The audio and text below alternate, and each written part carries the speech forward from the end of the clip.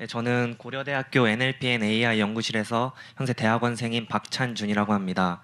오늘 강의할 주제는 모두를 위한 기계번역이라는 주제로 준비해봤는데요. 일단 제 소개를 먼저 드리면 저는 2018년 6월부터 2019년 7월까지 시스트란이라는 기계번역 전문 회사에서 이제 음성인식 팀으로 근무했지만은 음성인식과 기계번역 둘 다 연구를 했었고요. 그 다음에 이제 그래머 에러 커렉션 시스템이라고 이제 문법 교정 시스템을 개발했었습니다. 그 다음에 실시간 강연 통역 시스템을 개발했는데요. 이게 이제 어떤 교수님이 말씀을 하시면은 이거를 음성 인식을 하고 그거를 이제 번역을 진행하는 그런 자동 통역 시스템을 개발했었습니다. 현재는 이제 2019년 7월부터 이제 고려대학교 NLP&AI 연구실에서 이제 석박사 통합 과정으로 재학 중에 있습니다. 그래서 제 연구 이제 관심 있는 연구 주제는 기계번역, 문법 교정, 실시간 강연 통역 시스템이고요. 이제 네이버에서 자연어 처리 전문 블로그를 운영하고 있습니다. 그래서 오늘 발표는 일단 기계 번역에 대해서 전반적으로 다 다뤄보는 시간을 가져볼 거기 때문에 이 검정색으로 표시한 부분이 약간 이론적인 내용이 되겠고요. 그래서 기계 번역의 최신 트렌드인 뭐 트랜스포머, 뭐 버트나 엑셀렛도 다 트랜스포머 기반이거든요. 그 트랜스포머에 대해서 좀 자세히 살펴보고 그다음에 이제 빨간색으로 표시된 부분들이 이제 실제 기계 번역 필드에서 필요한 내용들입니다. 그래서 NMT를 이제 단순히 기계 번역에도 다양한 하위 분야들이 있는데 그 하위 분야가 무엇인지 한번 살펴보고 그다음에 이제 기계 번역의 오픈 소스들이 어떤 것이 있는지 또 기계 번역을 실제 서비스하는 과정들을 설명드리도록 하겠습니다. 일단 자연어 처리는 다들 아시다시피 자연 언어라는 게 인간의 언어인데 그거를 컴퓨터가 처리하는 분야가 되겠고요. 기계 번역 같은 경우는 자연 언어 처리의 한 분야로서 이제 Machine Translation is Subfield of Computational Linguistics 이렇게 돼 있는데 결국 기계 번역은 자연어 처리의 한 분야입니다. 그래서 옛날에는 기계 번역이 still really hard 쪽에 있었는데 이제 딥러닝이 나오고 또 트랜스포머가 개발되면서 어느 순간부터 이제 making good progress로 이제 옮기게 되었고요. 그다음에 기계 번역이 이제 자연어 처리의 꽃이라고 말하는데 그 이유가 Natural Language Understanding과 Natural Language Generation 둘 다 갖고 있는 특성을 갖고 있습니다.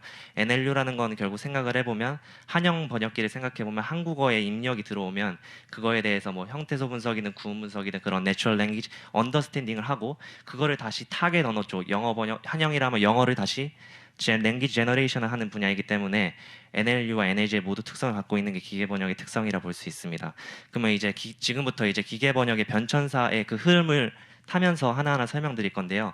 먼저 개괄적인 걸 설명드리면 기계 번역은 뭐 모든 분야가 똑같듯이 먼저 규칙으로 시작하고 그 다음에 이제 통계로 그 다음에 이제 딥러닝 이렇게 돼가는데 그걸 하나하나 간략하게 살펴보도록 하겠습니다. 이제 RBMT부터 보면은 이제 이 표로 다 이 그림으로 다 설명을 할 수가 있는데요.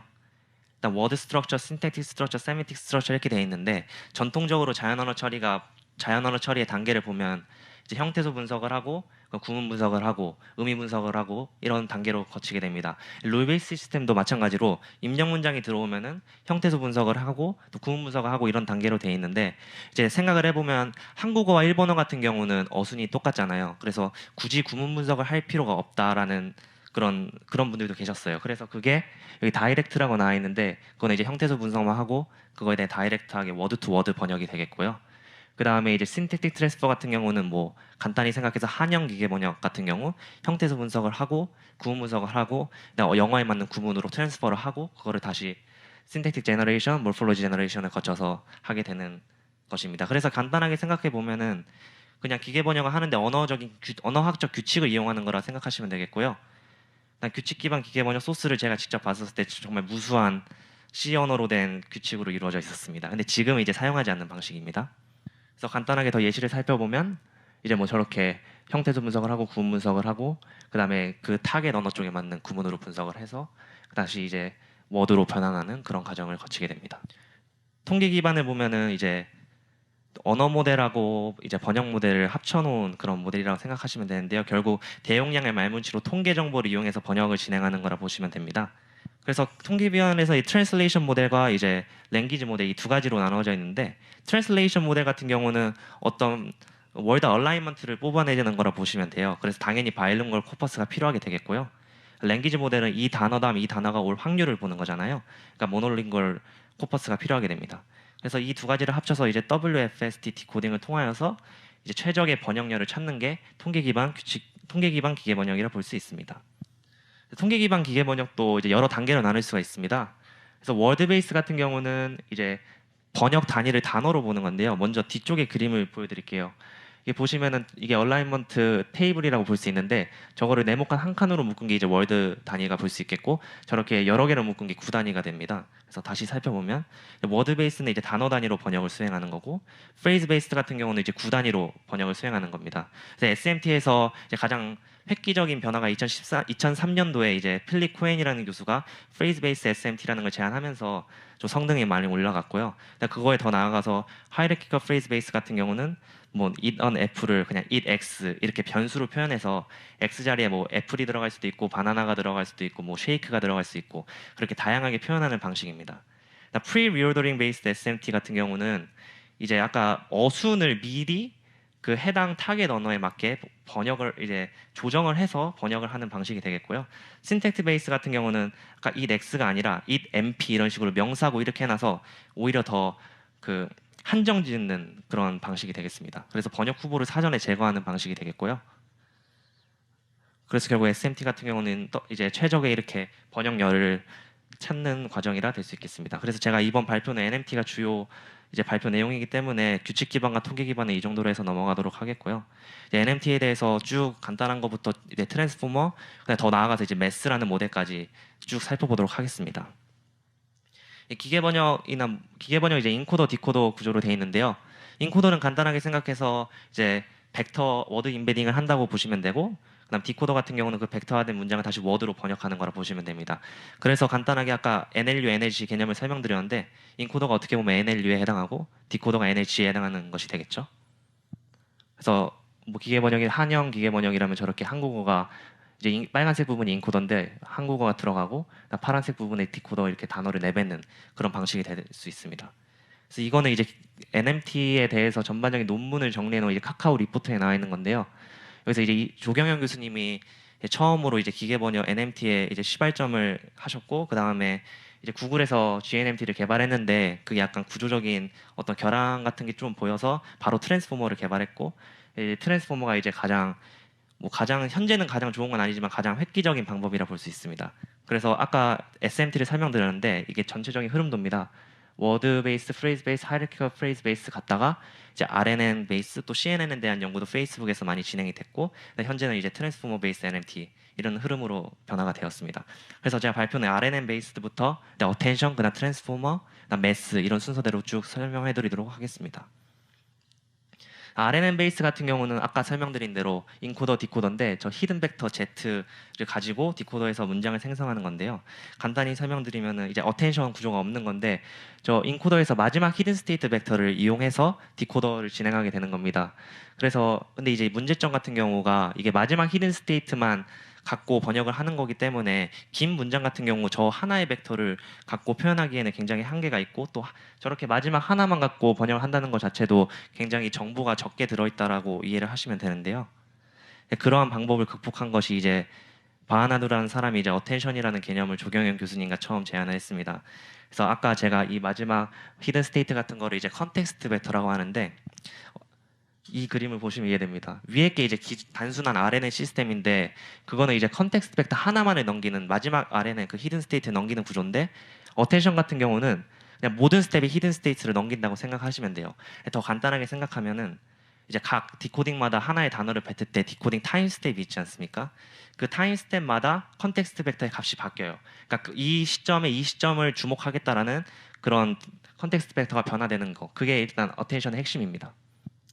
그래서 어텐션을 이용하면 그 스텝마다 이 단어에 더 주목하고 있다는 거를 더 자세히 알 수 있고요. 그래서 이 단어에 주목할 수 있다는 걸 볼 수 있는 게 이 그림인데 이게 지금 영어하고 불어입니다. 영어하고 불어는 어순이 똑같아요. 그래서 이 단어일 때 이 단어 이렇게 집중하는 부분이 이렇게 선형으로 이렇게 쭉 가고 있는데 저 유러피언 이코노믹 에리아 같은 경우는 불어에서는 반대로 에리아 이코노믹 유러피언 이렇게 표현을 한다고 합니다. 그러니까 저 중간 부분을 이렇게 반대로 이렇게 표현이 되는 걸 볼 수 있고요. 그래서 이제 어텐션을 이용하면은 이 시점에 이 단어를 주목하고 있구나라는 거를 알 수 있게 되는 거죠. 그래서 이제 논문에 있는 내용을 하나 좀 뜯어 보면은 일단은 이거는 2015년에 이제 바하나두라는 사람이 Neural Machine Translation by Jointly Aligned Translate이라는 논문에서 발표한 건데요.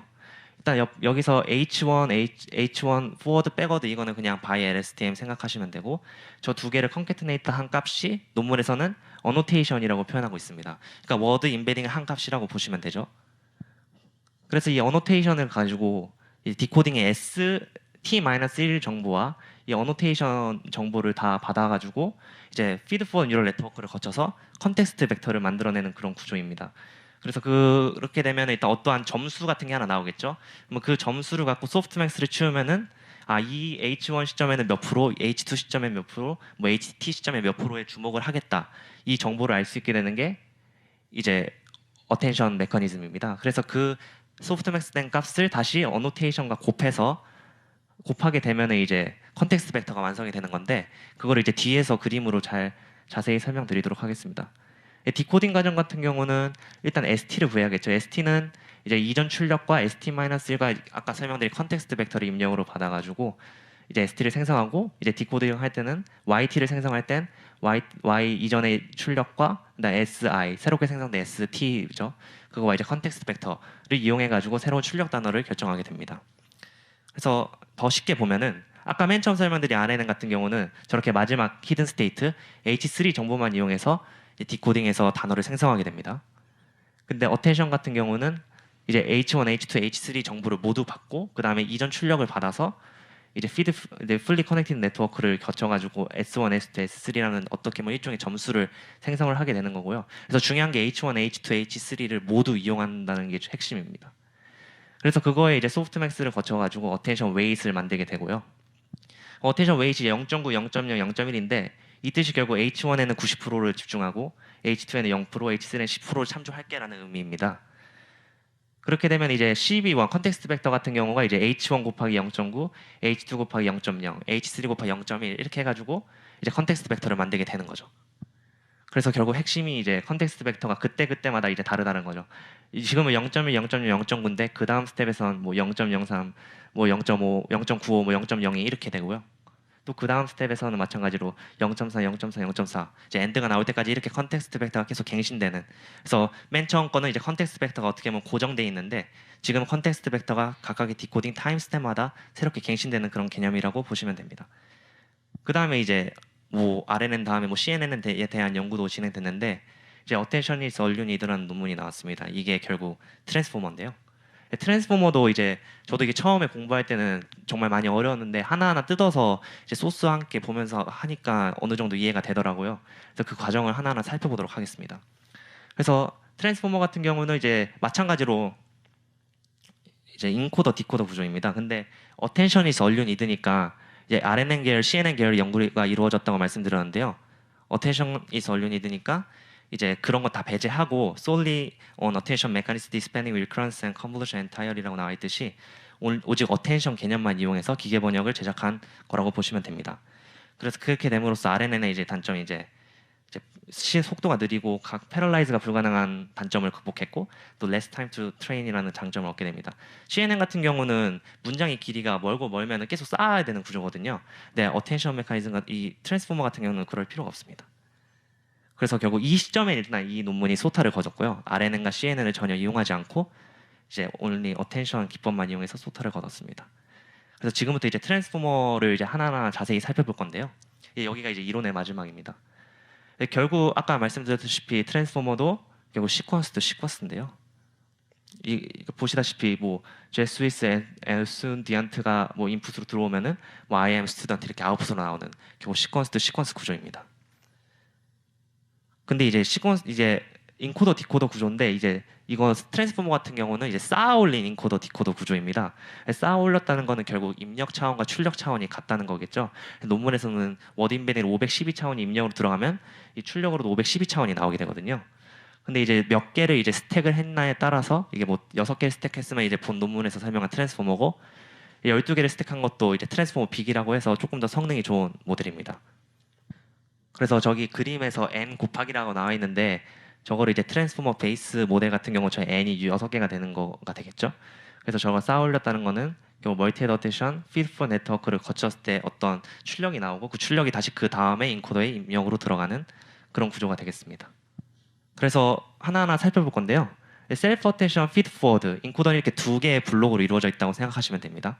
그 다음에 디코더 같은 경우는 셀프 어텐션과 인코더, 디코더 어텐션, 그다음 피드 포워드 이렇게 나와 있는데 결국 이 어텐션이 붙은 이 셀프 어텐션, 인코더, 디코더 어텐션 이 세 가지의 차이점을 잘 이해하고 계시면 되거든요.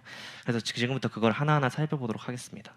그래서 인코더부터 살펴보면 일단 트랜스포머 핵심이 위치 그만의 이제 패스를 통해서 인코더에서 흘러간다는 건데 각 단어의 크기는 아까 512 벡터라고 말씀드렸는데 그 뭐 각각의 단어가 그만의 패스를 통해서 아웃풋으로 나오게 돼요. 그래서 이거 더 쉽게 설명해 보면 이제 x1, x2는 워드 임베딩이 되겠고 저기 있는 R1, R2 같은 경우는 멀티 헤드 어텐션, 뭐 셀프 어텐션과 피드포 네트워크를 거친 바로 전에 인코더의 출력 값이 되겠죠. 그래서 셀프 어텐션 같은 경우는 간단하게 이해하면 그냥 자기들끼리 어텐션을 한다고 보시면 돼요.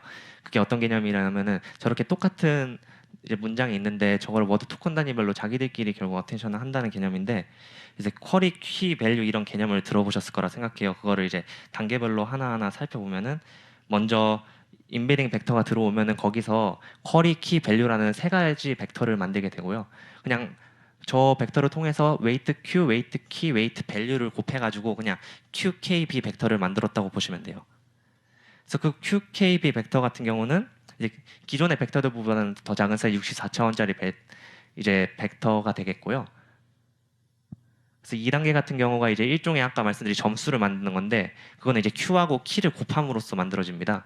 그래서 쿼리와 키를 곱하는 게 이제 2단계가 되겠고 그 다음 단계는 이제 나눠줘야 돼요. 그 나누는 이유는 더 안정적인 그레디언트를 학습하면서 가지게 되기 때문에 나눈다고 논문에서 표현하고 있습니다. 근데 이제 뭘로 나누냐 하면 이제 키의 디멘션의 루트를 씌운 값, 그러니까 8로 나눠지게 되는 거겠죠. 그래서 지금까지 이제 인베딩이 들어오고 QKB 벡터를 생성하고 그다음에 Q와 밸류를 곱하고 그래서 일종 그다음에 그거를 다시 루트 키의 디멘션으로 나눠준 거 그거에 이제 소프트맥스를 취하게 됩니다. 소프트맥스를 취하게 되면은 현재 이 위치의 단어가 아까랑 똑같이 인코딩에 있어서 얼마나 각 단어들의 표현이 들어가지는 일종의 비율을 알 수 있게 되는 거죠. 그래서 논문의 그림을 가져왔는데 Q와 K를 곱하고 멤머를 하고 그다음에 스케일 한다는 게 그 루트를 씌운 값으로 나눠주는 거거든요. 스케일을 하고 그다음에 이제 소프트맥스를 거쳐서 그다음 마지막에 이제 밸류를 곱해주는 게 되겠죠. 이제 밸류를 곱해주면서 소프트맥스 높은 값에는 이제 큰 값이 가게 되겠고 낮은 값에는 무시해버리는 효과가 있어요. 그래서 오른쪽에 있는 게 이제 이쪽에 있는 게 본 논문에서 그린 그림이고요. 지금까지의 과정을 이제 스케일드 프로덕트 어텐션이라고 합니다. 이게 이 논문에서 말하는 셀프 어텐션 개념이에요. 그래서 6단계가 이제 결과로 나온 모든 벡터들을 합해버리는 건데 그만의 패스를 통해서 나온다고 말씀드렸기 때문에 이제 V1, V2 밸류 값이 여러 개가 있잖아요. 그거를 이제 하나의 벡터로 서메이션을 하게 됩니다.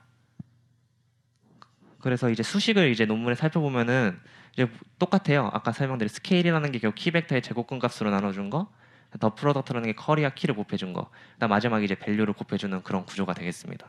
멀티 헤드 어텐션 같은 경우는 셀프 어텐션 아까 설명드린 그 계산 과정을 8개의 다른 웨이트 행렬들에 대해서 이제 보겠다는 거예요. 8개라는 건 이제 헤드 개수인데 헤드는 뭐 본인이 설정하기 나름입니다. 논문에서는 8개를 했고요. 그래서 여러 개의 레프레젠테이션 공간을 가지게 함으로써 쉽게 생각해서 다양한 표현을 학습할 수 있게 되는 거죠. 그래서 CNN에서 약간 커널 사이즈 여러 개 두는 거와 뭔가 비슷한 개념이라고 보시면 됩니다. 그래서 각각의 이것도 마찬가지로 쿼리, 키, 밸류, 벡터를 가지게 됐는데 이제 8번의 스케일드 프로덕트 어텐션 과정을 거치게 되는 거죠. 멀티 헤드 어텐션 같은 경우는. 그래서 QKB 벡터가 만약 헤드가 8이라면 8개가 생성이 되겠죠. 그래서 따라서 결과값도 이제 8개가 나오게 될 텐데 그 8개가 나오기 때문에 이제 피드포워드 레이어로 한 번에 보낼 수가 없잖아요. 그래서 일단 그거를 또 8개의 값을 하나로 컨캐트네이션을 하고 그다음에 이제 웨이트 벡터를 곱해서 이제 마지막 한 개의 출력으로 만들어 버립니다. 그 과정이 이제 이 그림인데요. X로 들어오면은 헤드의 개수에 따라서 이제 QKB 벡터를 생성하게 되고 그거의 각각의 결과값들이 나오게 될 거고 그 결과값들을 다시 컨캐트네이션을 하고 웨이트를 곱해서 하나의 값으로 만들어주고 그게 이제 피드포워드에 이제 입력으로 들어가게 되고 이런 구조가 되겠습니다. 그래서 멀티 헤드 어텐션 같은 경우도 수식이 어렵지가 않은 게 아까 설명드린 대로 헤드의 개수에 따라 헤드 1부터 헤드 H까지 결과값이 웨이트 나오겠고요. 그걸 컨캐트네이션을 해서 아까 말씀드린 것처럼 웨이트를 곱하고 근데 그 헤드는 각각의 아까 설명드린 셀프 어텐션 개념이 되겠죠. 그래서 뭐 이제 이게 이제 셀프 어텐션과 멀티 헤드 어텐션 설명드린 거고 이제 뒤에서 이제 각각 하나하나 블록을 살펴볼 텐데 포지션 와이즈 피드포 네트워크 같은 경우는 그냥 포지션 와이즈가 붙은 게 아까 그만의 패스를 통해서 흘러간다 말씀드렸기 때문에 그냥 포지션 와이즈고요. 그래서 두 번의 리니어 트랜스포메이션 과정으로 거치게 됩니다. 포지셔닝 코딩 같은 경우는 간단히 생각하면 아까 제가 병렬 이렇게 한 번에 다 입력으로 들어가기 때문에 각각의 이제 위치 정보를 알 수 있어야 되잖아요. 이 단어가 이거 다음에 온다라는 그런 위치 정보를 알 수 있게 하는 게 포지셔닝 인코딩입니다. 그래서 이제 인베딩 윈 타임 시그널 같은 경우는 기존의 인베딩에 그냥 포지셔닝 인코딩을 더한 값이 그냥 여기서 말하는 포지셔닝 인코딩이에요. 그래서 순서에 대한 정보를 부여하는 거고 이거는 이제 사인 함수와 코사인 함수를 이용해서 구하게 됩니다. 그다음 뭐 리시듀얼 같은 레이어 노멀라이제이션은 아마 다들 아시는 거와 똑같이 이제 x1과 그 거친 값들을 다시 더해주고 레이어 노멀라이제이션을 거치는 과정이고 저 논문에서는 애드 놓은 부분에 해당하는 게 될 수 있겠습니다. 그래서 리시듀얼 같은 경우는 이제 사실 기계 번역에서 CNN에서는 당연히 많이 쓰였는데 이미지 인식 쪽에서 기계 번역에서는 바이두에서 최초로 패스트 포워드 커넥션이라는 개념으로 최초로 여기 기계 번역에 적용을 했고요. 그다음에 이거를 바로 그다음에 GNMT에서 리시듀얼 네트워크라는 개념으로 적용을 했었습니다. 그다음에 이제 디코더 같은 경우는 이제 인코더 아까 제가 셀프 어텐션과 멀티 헤더 어텐션을 설명을 드렸는데 이제 이 두 가지 차이점 알고 있으면 돼요. 이제 밑에 같은 경우는 이제 매스크드 멀티 헤더 어텐션, 위에 같은 경우는 그냥 멀티 헤더 어텐션으로 나와 있는데 저 그림에서 보시면은 두 가지 갈래는 인코더 쪽에서 오게 되죠. 그 차이점만 알고 계시면 되는데 매스크드 같은 경우는 디코더 같은 경우 뭐 당연히 기계 번역에서 단어를 생성할 때 뒤에 걸 보고 생성하진 않잖아요. 그렇기 때문에 당연히 매스킹을 해주는 거고요. 디코더 쪽에서는 그 다음에 이제 위에 같은 경우는 인코더와 디코더 간의 이 단어 간의 관계를 알아야 되기 때문에 이제 쿼리 행렬은 그 디코더 쪽을 밑에 레이어에서 가져오고 키와 밸류 행렬들은 이제 인코더에서 가져오는 그런 구조가 되겠습니다. 그래서 이 그림에서 보시다시피 키 K와 V 같은 경우는 이제 인코더 쪽에서 들어오고 그다음에 이제 쿼리 같은 경우는 디코더에서 올라오는 그 패스라고 보시면 됩니다. 그다음에 리니어 소프트맥스 같은 경우는 이제 모든 기계 번역이 마찬가지인데 기계 번역에서 보캡을 뽑게 됩니다. 이 보캡이 뭐 한 3만 개, 뭐 5만 개 정도를 뽑게 되는데요. 그 3만 개 내에서 결국 디코딩 단어가 출력이 나오거든요. 그래서 그 과정이 이제 소프트맥스 통해서 가장 높은 그 소프트맥스 값이 결국 그 단어 3만 개라면은 그 중에서 가장 높은 소프트맥스 값이 출력으로 나오게 되는 거죠. 근데 이제 3만 개, 5만 개가 모든 이제 언어를 3만 개의 단어로 표현하는 것이 거의 불가능하잖아요. 그렇기 때문에 기계 번역에서 각각의 의미 있는 서브워드 토크나이제이션 단위로 자르는 게 그 이유입니다. 그래서 BP나 뭐 타쿠 쿠도라는 사람이 그냥 센텐스 피스 이런 걸 사용하는 게 보캡을 무한정 많이 뽑을 수 없기 때문에 의미 있는 단위로 나눠주는 게 이제 서버 토크나이제이션이 되겠습니다. 그래서 뭐 실험 결과 같은 경우는 아까 설명드렸다시피 이 당시에 소타를 찍었고요. 그다음에 이제 버트나 GPT 같은 경우도 결국 트랜스포머에서 나온 거거든요. 그래서 인코더 같은 경우는 이제 트랜스포머 인코더를 이용해서 이제 버트를 이용한 거고 GPT 같은 경우는 트랜스포머의 디코더를 이용해 가지고 결국 이 모델을 만들게 된 건데 그래서 이제 트랜스포머를 알고 있으면은 그 뒤에 논문들을 읽으시면서 쉽게 이해를 하실 수 있을 거라 생각됩니다. 근데 이거는 이제 인코더, 디코더를 각각 학습을 시킨 거잖아요. 그래서 매스라는 게 있는데 그거는 이제 시퀀스잖아요. 기계 번역에서. 그러니까 인코더와 디코더가 이제 함께 훈련될 수 있는 구조여야 되는데 문제는 이제 버트와 GPT 같은 경우는 함께 훈련될 수가 없는 구조예요. 왜냐하면 인코더만 갖다 썼고 디코더만 갖다 썼기 때문에 그렇습니다. 그래서 매스라는 방법은 이제 마이크로소프트에서 개발한 방법인데요. 이제 인풋을 K 이제 중요한 하이퍼 파라미터가 K인데 뭐 K 여기서 이제 K가 4예요. 왜 4냐면 매스킹된 게 4개 토큰이잖아요. 그래서 X1, X2, X7, X8 같은 경우는 인코더에서 입력으로 들어가는데 3, 4, 5, 6 같은 경우는 매스킹해서 입력으로 들어가게 돼요. 근데 이제 디코더에서는 그거를 이제 예측할 수 있게 함께 훈련을 시키는 구조가 매스 구조입니다. 그리고 이제 K 토큰을 K가 이제 마스킹되는 토큰 개수라고 말씀드렸는데 논문에서는 이 K가 전체 문장 토큰의 절반 정도 크기일 때 가장 좋은 기계 번역 성능을 보였다고 해요. 그래서 매스 같은 경우는 트랜스포머 블루스코어는 당연히 넘었고요. 이제 XLM 같은 경우는 이제 인코더 이제 버트를 예를 들면 버트를 인코더에 따로 학습시켜 인코더에 따로 디코더에 따로 적용한 모델인데 매스가 이제 그 따로따로 적용한 모델보다 더 높은 성적을 보였습니다. 성능을 보였습니다. 근데 CNN 같은 경우는 이제 제가 설명 안 드렸는데 이제 페이스북에서 CNN 같은 경우 많은 연구가 이루어져 있어요. 그래서 뭐 뉴럴 머신 트레이서의 리니얼 타임, 뭐 슬라이스 넷이나 바이트넷 이런 연구들도 있는데 저기 이제 Payless Attention with Light and Dynamic Convolution이라는 논문이 일단 CNN 계열에서는 가장 좋은 성능을 보이고 있는데요. 근데 이 논문은 관심 있으시면 한번 찾아보시면 좋을 것 같습니다. 이제까지 약간 좀 지루한 이론적인 개념이었고요. 이제부터 이제 좀 실무에 필요한 그런 내용들 위주로 이제 설명을 해드리도록 하겠습니다. 네, 기계 번역이 이제 단순히 뭐 번역기를 만드는 건 맞는데 그 밑에도 이제 다양한 하위 분야들이 있습니다. 그래서 하나하나 살펴보면 오토매틱 포스트 에디팅이라는 분야도 있어요.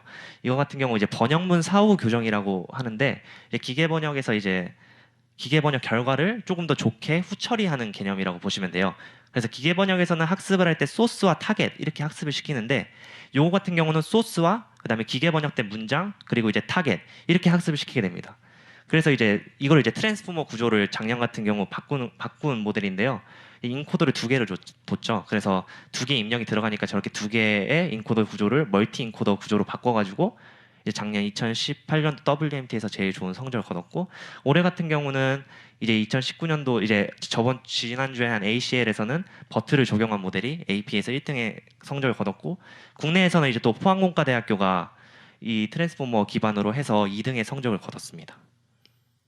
퀄리티 에스티메이션이라는 분야도 있습니다. 이거는 이제 분류 점수를 생각해 보시면은 이제 기계 번역된 문장과 정답 번역문을 가지고 분류 점수를 내게 되는데 이제 정답 번역문을 구축한다는 게 결국 사람의 손길을 거쳐야 되잖아요. 휴먼 번역을 해야 되는데 그게 참 이제 돈이 많이 들고 쉽지 않다라는 문제점을 갖고 퀄리티 에스티메이션이라는 분야를 만들었습니다. 그거는 이제 정답 번역문의 참고 없이 기계 번역의 소스와 트랜슬레이티드 된 그 센텐스만 가지고 이제 기계 번역이 이 정도 품질을 가질 거다라는 거를 예측하는 분야입니다.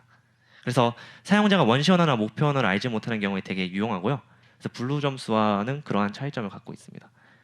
그래서 이 분야 같은 경우는 정답 문장이 필요 없는 게 결정적으로 분류 점수를 내는 것과 차이점이 되겠고요. 그래서 학습으로는 원시 문장, 기계 번역 문장, 기계 번역의 문장의 각 수준별 품질 주석 이렇게 돼 있는데 기계 번역 문장의 각 수준별 품질 주석이라는 게 이게 결국 다 사람이 만들어줘야 돼요. 그래서 이 번역은 오케이다, 이 번역은 배드다 이런 것들 사람이 다 태깅한 겁니다. 그래서 이 퀄리티 에스티메이션 유용하긴 한데 데이터를 구축하는 데 있어서 상당히 난해해가지고 그렇게 많은 연구가 이루어지고 있는 분야는 아닙니다. 나 이제 패러럴 코퍼스 필터링이라는 분야가 있습니다. 이제 ACL에서 지난주에 대회를 열었을 때 페이스북이 1등을 했는데요. 이제 그 페이스북에서 핵심 애소로 적용한 게 패러럴 코퍼스 필터링 분야라고 해요. 이제 패러럴 코퍼스 필터링이라는 게 이게 정제를 한다는 거는 그 문장에서 이 부분을 뭐 특수기로 제거하거나 그런 문장을 삭제하진 않잖아요.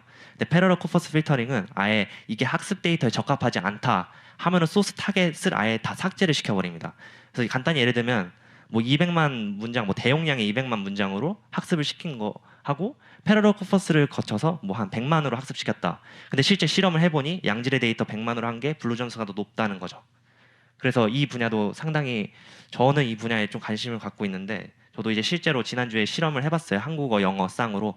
그래서 이거를 그대로 적용하니까 실제 패러럴 코퍼스 필터링을 적용한 게 더 분류 점수가 높게 나오더라고요. 그래서 이 분야는 굉장히 실용적인 측면에서는 필요한 분야라고 생각됩니다. 그다음에 이제 이거는 제가 회사에서 연구했던 건데 실시간 강연 통역 시스템도 어떻게 보면 기계 번역의 한 분야라고 볼 수 있는데요. 이제 이거는 이제 어떤 교수님이 말씀을 하시면 그게 실시간으로 음성 인식 시스템을 거쳐서 한국어로 떨어지고 뭐 한국어 그거에 대한 번역된 문장까지 떨궈주는 그런 게 이제 실시간 강연 통역 시스템이고 현재 에트리에서 상당한 연구를 진행하고 있고 실제로 이게 부산 외국어 대학교에서 실제 필드 그라운드 테스트까지 진행되고 있는 프로젝트거든요. 근데 이제 이거 같은 경우 기술이 이제 기계 번역에 적용될 수 있는 연구 주제가 음성 인식이 엔드포인트 디텍션 단위로 끊어줍니다. 그게 번역으로 들어가기 때문에 번역의 품질이 상당히 좋지가 못하겠죠. 그래서 그런 것들을 어떻게 잘 조정하는 거, 그러니까 기계 번역이 입력으로 들어갔을 때 음성 인식 결과를 어떻게 조정하는지 그런 후처리에 대한 연구가 상당히 필요한 연구 분야입니다. 그다음에 이제 시뮬타니어스 스피치 트랜슬레이션 이거 같은 경우는 구글에서 얼마 전에 트랜슬라토트론이라는 거를 개발을 했는데요.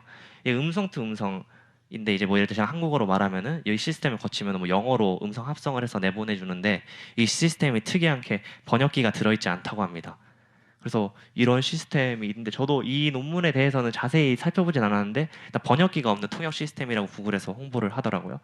그 다음에 이제 바이두에서도 Simultaneous Speech Translation 분야를 연구하고 있고 또 에트리에서도 뭐 지니톡이나 이런 것들 통해서 많은 연구를 하고 있습니다. 이제 기계 번역의 이제 오픈 소스에 대해서 설명을 드릴 건데요.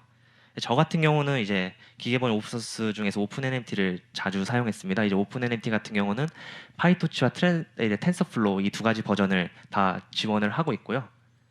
이제 하버드 대학교 자연어처리 연구실 그 김윤 박사님이 계신 하버드 대학교 자연어처리 연구실에서 오픈NLP 파이토치를 주로 관리를 하고 있고 그다음에 이제 오픈NLP 텐서플로우 같은 경우는 이제 기계번역 회사 시스트란에서 관리를 하고 있습니다. 그래서 여기서 뭐 이제 트랜스포머나 뭐 RNN 기반 그런 소스들은 다 제공이 돼 있고요. 그다음에 뭐 이제 문서 번역이나 이제 음성 인식기 이런 것들도 다 오픈 소스로 제공이 돼 있거든요. 그래서 저 이제 국내에서 많이 알려진 오픈 소스는 아닌데 이제 저는 오픈 NMT를 주로 개발했었고 또 포럼에서 이제 멤버스로 활동을 하고 있습니다. 뭐 다들 아시다시피 구글 같은 경우는 텐서 투 텐서가 있겠고요. 페이스북에 페어식이라는 오픈 소스도 있는데 이것도 최근에 뭐 아까 설명드린 XLM, MES 이런 것들이 다 오픈 소스가 다 오픈되어 있습니다. 그다음에 이제 퀄리티 에스티메이션 아까 설명드린 것도 오픈 소스가 있어요. 이제 오픈 키위라고 해가지고 이제 퀄리티 에스티메이션 같은 경우는 셰필드 대학교에서 상당한 연구를 진행하고 있고 또 언바벨이라는 회사에서도 많은 연구를 진행하고 있는데요. 그래서 오픈 키위 같은 경우 이제 디캐스트하고 오픈 키위 이렇게 두 가지 퀄리티 에스티메이션 오픈 소스가 있는데 오픈 키위가 압도적으로 더 성능이 잘 나오는 걸 확인했습니다. 패러럴 코퍼스 필터링 같은 경우도 뭐 G4라 코퍼스 스크리닝 툴스 이렇게 다 오픈 소스가 있어요. 그래서 WMT에서 2017년, 2018년도에 우승한 모델들 같은 경우도 다 오픈이 돼 있거든요. 그리고 또 이거 같은 경우는 본인이 뭐 개발하면서 본인만의 방법대로 또 방법론을 내세울 수 있는 거니까 충분히 개발할 만한 가치는 있는 거라 생각됩니다. 또 AP 같은 경우는 똑같이 기계 번역이기 때문에 저는 AP를 만들 때 오픈 NLT를 이용해서 만들었었고요. 그래서 AP는 뭐 텐서 투 텐서나 이제 오픈 NLT를 이용해서 충분히 만드실 수 있습니다. 이제 마지막으로 이제 기계 번역을 서비스하는 과정에 대해서 살펴볼 텐데요. 이제 뭐 기계 번역 서비스 한 다음에 당연히 데이터 수집을 하겠죠. 회사 같은 경우는 좀 고품질의 데이터가 필요하기 때문에 좀 많이 구매를 하게 되고요. 그 다음에 이제 패러럴 코퍼스 필터링 또 정제 이게 이제 2단계가 되겠고 그 다음에 이제 아까 보캡에서 이제 서버 토커나이제이션을 해야 된다고 말씀드렸는데 이제 서버 토커나이제이션을 하게 되고 그 다음에 이제 뭐 당연히 하이퍼 파라미터 뭐 보캡을 추출하고 트레인 밸리드 테스트 셋으로 나누게 되고요. 그 다음에 이제 트랜스포머나 뭐 다른 뭐 메스 이런 모델들로 훈련을 하고 그 모델이 나오면 그거를 번역을 하고요. 그 다음에 이제 번역된 결과는 토커나이제이션 단위이기 때문에 그걸 다시 디토큰을 해줘야 됩니다. 그 다음에 뭐 이밸류에이션을 하고 이제 서비스를 한다면 웹 서버와 트랜슬레이션 서버를 만들어 줘야겠죠. 그래서 이거를 보시면은 여기서 제가 말씀드리는 건 서버드 토커나이제이션이 단순히 이제 기계 번역 논문들을 보면은 그냥 단순히 바이트 페어 인코딩을 사용하는 논문들이 많아요. 근데 제가 지난주에 그냥 재미 삼아서 BP하고 또 센텐스피스에서 뭐 유니그램 옵션을 주는 게 있는데 그거하고 뭐 형태수 분석 단위로 해보자 해서 국내 형태수 분석기를 이용해서 형태수 단위로만 넣어보고 아니면 또 이제 형태수 단위로 분석된 거를 갖고 이제 다시 또 센텐스피스 유니그램을 적용했을 때 다양하게 토커나이제이션 해봤는데 BP를 이용하는 거하고 이제 서버 토커나이제이션을 할 때 제가 형태수 분석기 다음에 센텐스피스 유니그램 옵션을 주고 복합명사까지 분해했을 때 브루 점수가 4점가량 차이가 났거든요. 그래서 단순히 이제 성능을 좀 빨리 올리고 싶을 때 서버 토커나이제이션을 좀 다르게 하는 것만으로도 성능이 오를 수 있음을 확인하였습니다. 그래서 이제 마지막으로 기계 번역 뭐 일종의 트렌드인데요. 이제 백 트랜슬레이션이라는 거는 이제 데이터가 부족한 문제점을 해결하기 위해서 나온 방법인데 뭐 한영 기계 번역이라고 만든다고 했을 때 한영이면은 영안도 당연히 만들 수 있잖아요. NMT 기반이면은 뭐 영안을 만들어서 이제 타겟에 나온 거를 다시 한국어로 번역을 하고 그걸 어차피 타겟만 기계 번역에서는 완전한 문장이면 되기 때문에 백 트랜슬레이션을 이용해서 데이터를 오그멘테이션을 할 수 있고요. 아까 말씀드린 토커나이제이션 같은 경우도 꼭 BP를 사용하는 게 아니라 다양한 이제 방식으로 토커나이제이션 하면서 기계 번역 성능을 올릴 수 있고요. 그다음에 이제 오토매틱 포스트 에디팅이 있을 거고 월 리프레젠테이션 같은 경우는 뭐 버트, 엑셀 이런 걸 생각하시면 되고 패러럴 코퍼스 필터링 그다음에 이제 오픈 소스들 도메인 어댑테이션이라고 해가지고 뭐 특허 번역을 한다 하면은 특허의 데이터만 몰빵을 해가지고 이제 거기에 오버피팅을 시키는 거죠. 간단하게 생각하면. 그리고 도메인 어댑테이션 기술. 그다음에 트랜슬레이션 메모리 같은 경우는 이게 그냥 일종의 DB라고 생각을 하시면 돼요. 뭐 안녕하세요, 헬로 이런 것들은 그냥 아예 DB에 넣어놔가지고 바로바로 그때그때 번역을 할 수 있게 하는 게 트랜슬레이션 메모리고 이 대화체 같은 데에서는 대화체 문장 같은 경우 트랜슬레이션 메모리가 굉장히 효과적입니다. 멀티링걸 트랜슬레이션 같은 경우는 뭐 이미지 정보를 이용해서 뭐 같이 적용해가지고 뭐 번역을 진행한다든지 이러한 연구도 있고 실제 국내에서도 작년에 강원대학교에서 논문을 발표한 게 있는데요. 이제 그거를 참고하시면 될 것 같습니다. 그래서 지금까지 이제 기계 번역에 대한 뭐 이론과 이제 뭐 오픈 소스들, 뭐 트렌드 이런 것들을 살펴보았는데요. 이제 지금까지 이제 발표를 마치도록 하겠습니다. 감사합니다.